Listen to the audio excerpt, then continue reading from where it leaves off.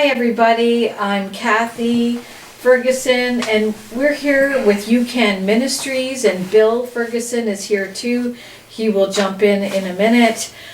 We are here to talk to Donna Ferguson. It's Bill's sister.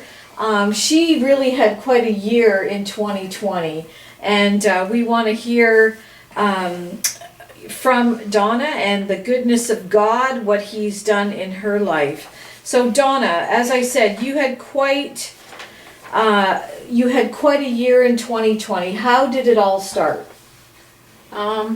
Being diagnosed with cancer. It's okay. Yeah, very simple.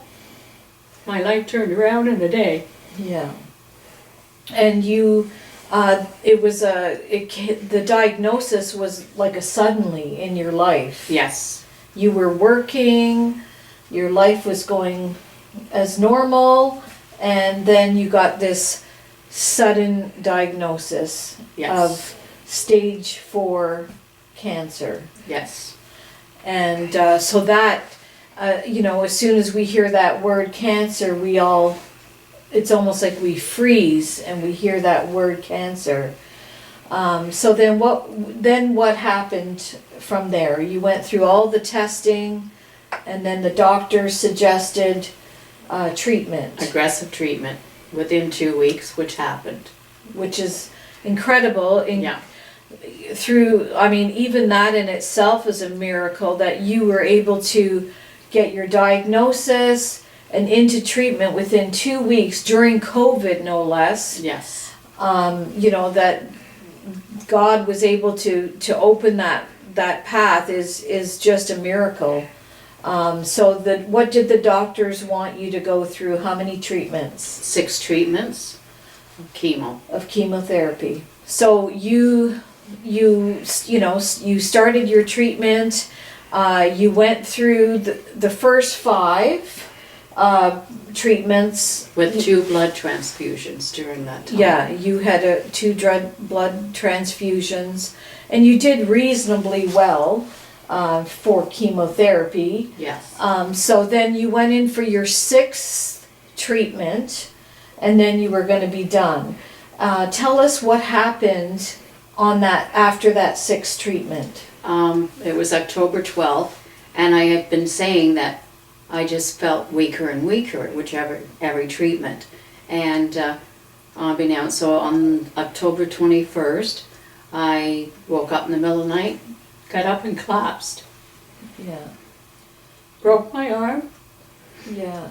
Got up feeling weak, broke her arm, which, when you're very weak, you need both your arms to move around. Yeah. And so that was just a devastating blow to you. And then you ended up going into the hospital. Yeah, I had 8 pints of blood given to you. 4 other major transfusions. Yeah. And that's where I stayed for 2 months. 2 months. And we, because of COVID, the family couldn't come see you. Not during my whole treatment. No. And it was just near the end. My son was allowed in. Yeah. Unfortunately, because they felt that I didn't have much longer. Yeah. Donna, you remember the falling, and you went to the hospital by ambulance. Yeah. So then, what happened when you were in the hospital? As I say, I really don't remember the first month. Yeah. Yeah, you were pretty weak at that point. Yeah. And so you had your chemotherapy treatments in Ottawa. Correct. But you were in Perth Hospital, so you didn't even have your regular doctors around you. No. So, then I went to Smith Falls Hospital. and then you ended up in Smith Falls, but when you were in Perth, you were so weak, it felt like they gave up on you. They thought that you were near the end of your life. Yes. And so we were all concerned. We couldn't talk to you. Scott was concerned, your son and Jen. And then I remember right around that time, I woke up really early in the morning and I felt God was saying to me, Donna needs encouragement. Because we all know that we all need human connection, and when the family can't come in to talk to you and encourage you, don't give up. You know, we all need that from each other. So it was about 7:30. Then my minister friend, who you have talked to before, she texted me and said, "How's Donna? I feel she needs encouragement." And it was like, okay, I really believe then we got to get down to see Donna. And so that's when Bill, your brother, decided to pull out his minister card, and he was going to go in as a minister and pray over you. So this is where Bill comes in. So yes, then they had told me her room number, and I walk in her room and seen her for the first time in the hospital, and I got halfway over to her bed and I look at her, and she was so small and weak looking, and I paused halfway in over to the bed and thinking, they give me the wrong room number. I couldn't even recognize her. And then when I got closer to the bed, I knew there was my sister Donna, and I got to pray for her, and and even I felt God was saying to curse the spirit of death over her, and it was like, what? And I didn't know any of the details, but when I left that hospital room and we had people praying, we knew that she was at the point of death. But for Jesus to reach out and touch her life.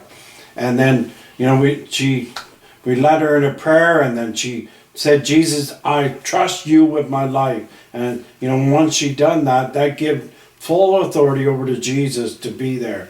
And so then, then after about a week, we begin to hear that she's improving and she's going forward. And, and that's what it is. When people are at the end of themselves, they need, first of all, the Lord, plus, she had her son, Scott, and Donna, Jen, and family, and people praying for her.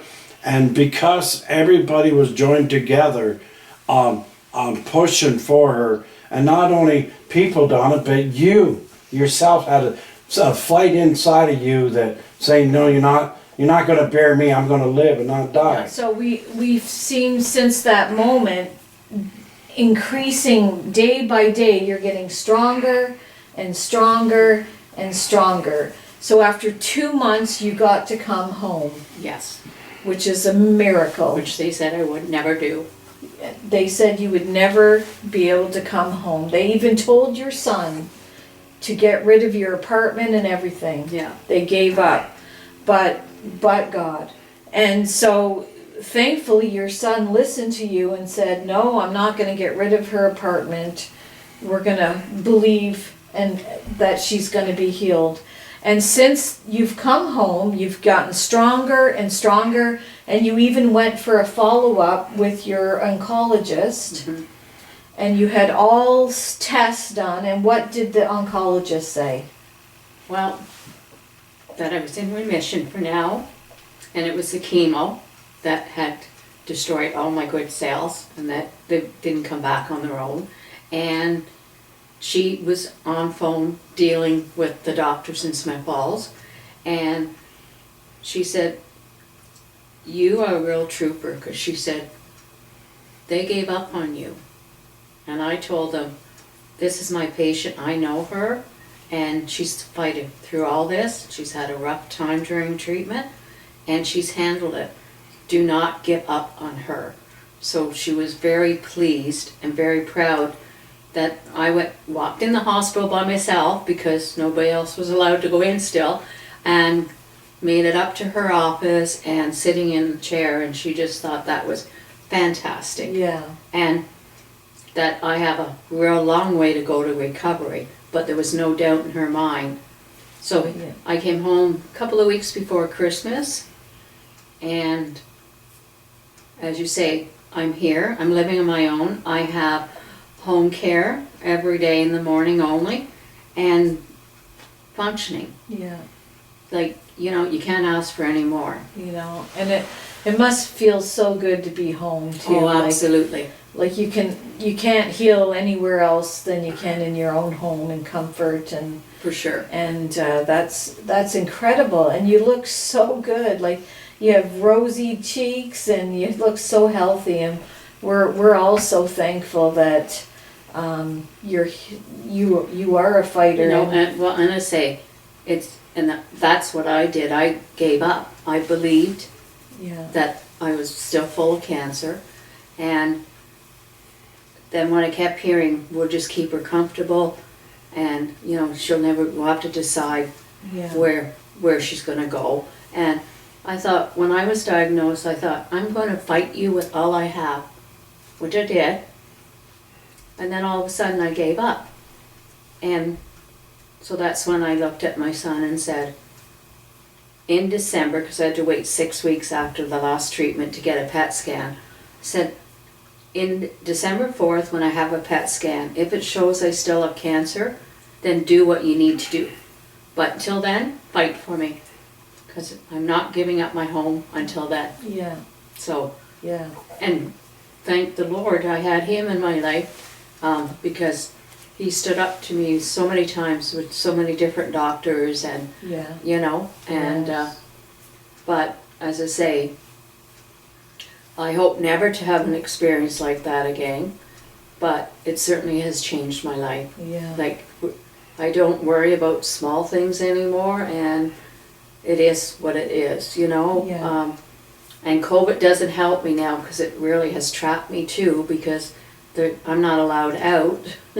So I may be divorcing myself by the end of this COVID.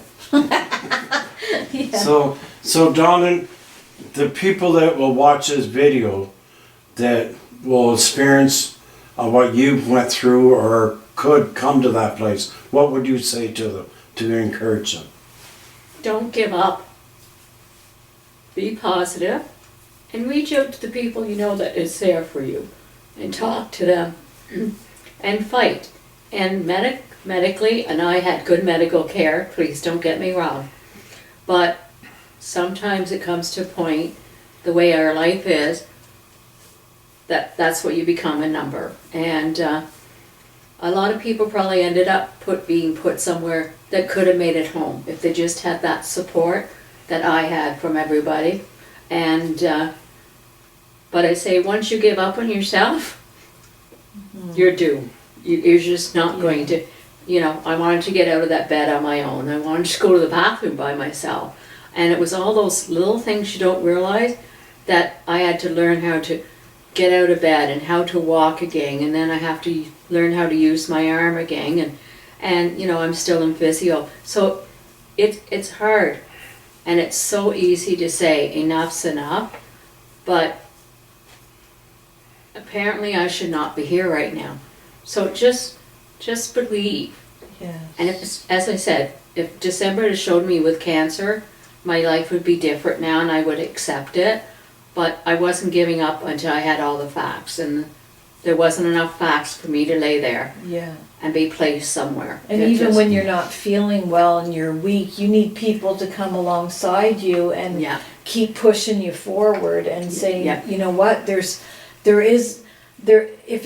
it looks impossible here, it's possible with God. Everything's possible with God. And God redeemed you. Like, redeem means He bought you back. He bought you back from death. And I know that if God hadn't intervened for you, everyone around you had given up and we couldn't get to you. And then they started letting us all one at a time come. Yeah.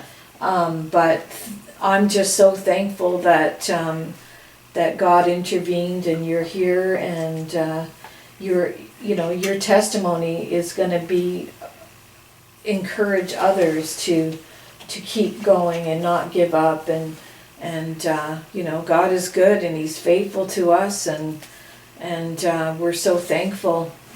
And Donna, you had mentioned just before we close off the video, you had mentioned that you took and look at life totally a new picture for you. And sometimes we think, about our places, our money, retirement and all, life, right? Yeah.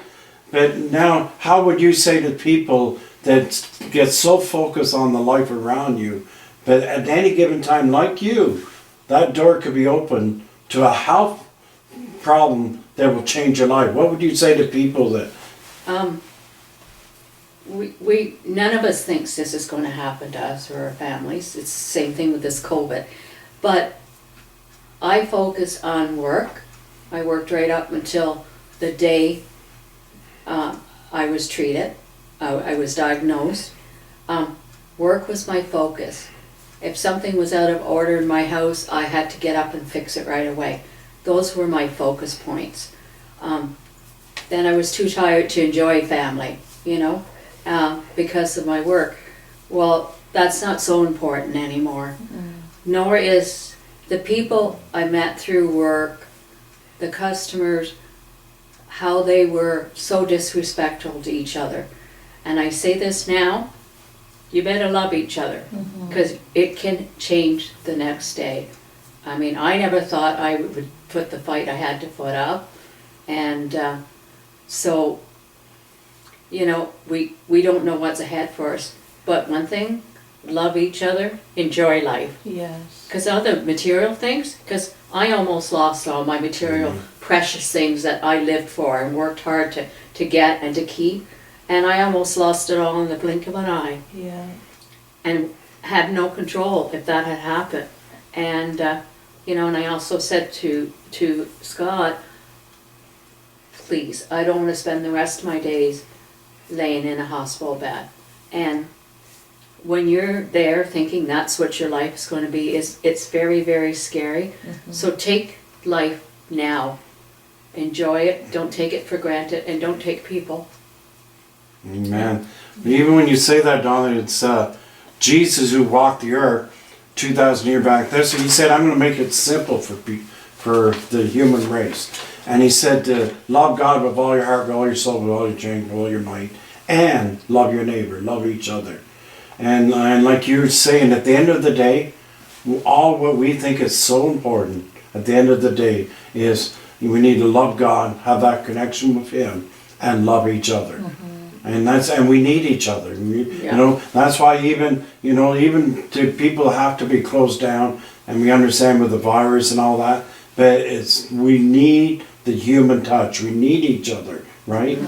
And that's what we need. And even with you, when I went in there, I'm thinking, I wonder how she feels to go through that, but do it all alone. And at that point, they would shut down everybody, nobody, and it's a tough place to be, because, and that's when you really, and even when you hear, that's when you really look at what's important, and and even your friends, your family, at the end of the day, that's what counts. Exactly. Yeah. And the healthcare system, they have so many patients to look after. They don't have time to sit there and hold your hand and even give you water, or comfort you with words, and care about your patients. And that's where family come in, and friends, and it's amazing to watch what God did, and I'm so glad that you're with us, and we love you, and Thank you. Love you. yeah. And so if you are watching this video again, there's hope in Jesus for you, and plus your family. Love God and love your family and your friends, and that even when it looks impossible, it can be possible for those who believe. So we just thank you, Donna. We thank you for this interview, and just move forward. And you're looking great, and your best days are ahead of you, not behind you now. Well, look, I've got hair. Oh, I know. You look awesome.